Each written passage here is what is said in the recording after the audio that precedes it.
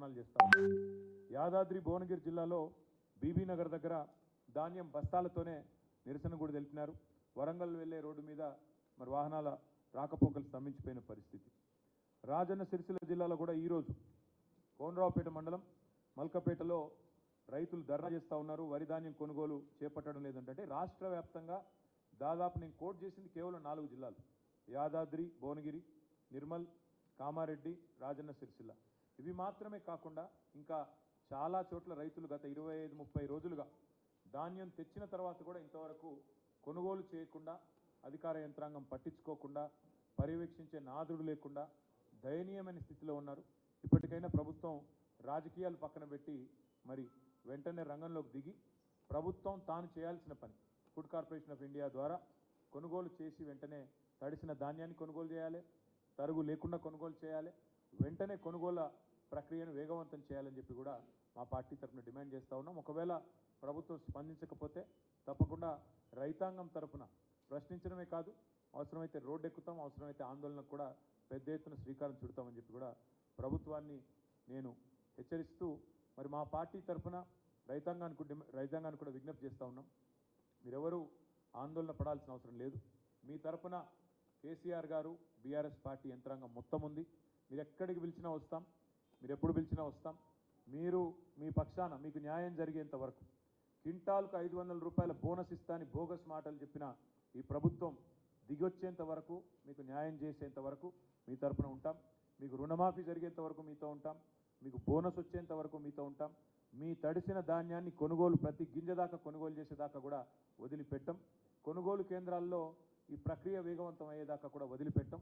ప్రజల తరఫున, రైతుల తరఫున మేము మీ పక్షాన నిలబడి మాట్లాడుతూనే ఉంటామని చెప్పి కూడా విజ్ఞప్తి చేస్తూ, ఎవరు అధైర్యపడవద్దని, ఎవరు కూడా మరి ఆత్మస్థైర్యాన్ని కోల్పోవద్దని చెప్పి కూడా ఈ సందర్భంగా విజ్ఞప్తి చేస్తూ ఉన్నాం. కష్టాల్లో ఉన్నప్పుడే తప్పకుండా ధైర్యంగా ఎదుర్కోవాలి. కాబట్టి తప్పకుండా మీ అందరి పక్షాన బీఆర్ఎస్ పార్టీ ఉన్నది, కేసీఆర్ గారు ఉన్నారనే మాట కూడా గుర్తు చేస్తూ ఉన్నాం.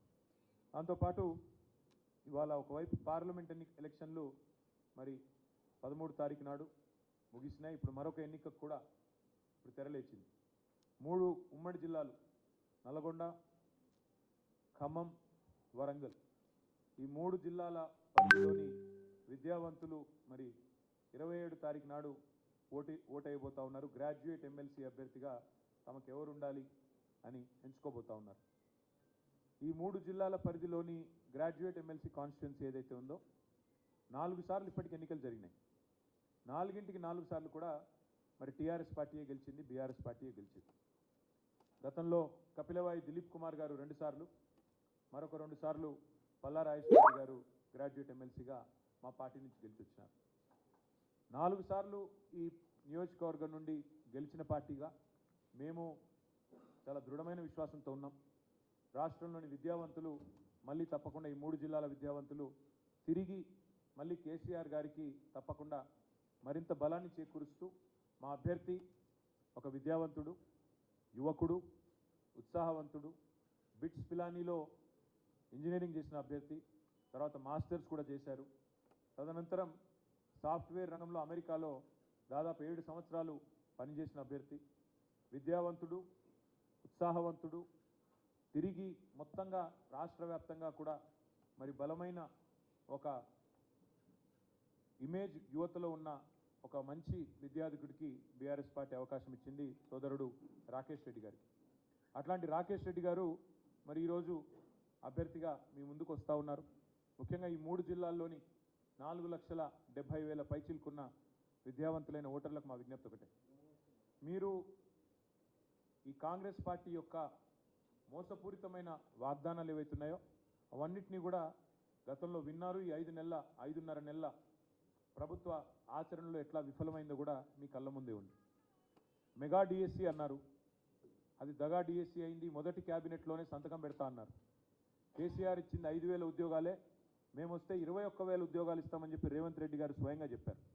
మరి దాన్ని దగా చేసి ఆయన ఇచ్చిన మాటను ఆయనే తుంగలో దొక్కి కేవలం మరొక 5,000 ఉద్యోగాలు తోడు చేసి దానికి మళ్ళొక్కసారి తెలంగాణ యువతకి మోసం చేసిన ప్రభుత్వం ఈ కాంగ్రెస్ ప్రభుత్వం. జాబ్ క్యాలెండర్ అన్నారు, మరి ఇంతవరకు అతి లేదు, గతి లేదు, ఏ ఒక్క మాట కూడా నిలబెట్టుకోలేదు.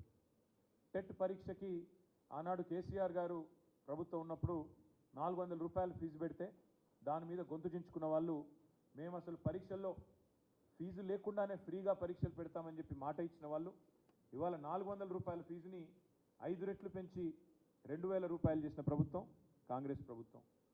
దయచేసి ఈ నియోజకవర్గంలోని విద్యావంతులైన మిత్రులందరికీ నేను ఒకటే విజ్ఞప్తి చేస్తా ఉన్నా మా పార్టీ తరఫున. గత 4 పర్యాయాలు మీరు మాకు అవకాశం ఇచ్చారు. మా అభ్యర్థులు మా గెలిచిన శాసన మండలి సభ్యులు మీ తరఫున శాసన మండలిలో ప్రభుత్వాన్ని ప్రశ్నించారు.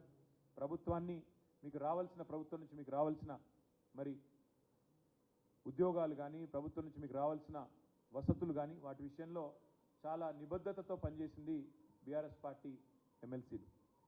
ఈసారి కూడా మీరు ఆలోచించవలసింది, దయచేసి విజ్ఞప్తి చేసేది మీకు, ఈ ప్రభుత్వం మీరు ఎట్లా మిమ్మల్ని వంచిందో కాంగ్రెస్ ప్రభుత్వం మీ కళ్ళ ముందే ఉంది. 5 నెలల్లో కళ్ళబొల్లి కబుర్లు చెప్పి ఎన్ని రకాల మోసం చేసిందో మీ కళ్ళ ముందే ఉంది. అదేవిధంగా 9.5 ఏళ్ల కేసీఆర్ గారి ప్రభుత్వంలో ఏ రకంగా విద్యా వ్యాప్తికి, ఏ రకంగా మౌలిక వసతుల కల్పనకు కేసీఆర్ గారి ప్రభుత్వం పనిచేసిందో కూడా మీ కళ్ళ ముందే ఉంది. ఈ 3 జిల్లాల్లో ఉదాహరణకి నల్గొండ జిల్లాని తీసుకుంటే, నల్గొండ జిల్లాలో బీఆర్ఎస్ ప్రభుత్వం ఏర్పడక ముందు ఒక్క మెడికల్ కాలేజ్ కూడా లేదు. కానీ బీఆర్ఎస్ ప్రభుత్వం వచ్చిన తర్వాత కేసీఆర్ గారి నాయకత్వంలో 3 మెడికల్ కాలేజీలు ఒక్క జిల్లాలోనే ఏర్పాటు చేసుకున్నాం. అదే మాదిరిగా కొత్త జిల్లాల ఏర్పాటు మాత్రమే కాకుండా ప్రతి జిల్లాలో విద్యా వ్యాప్తికి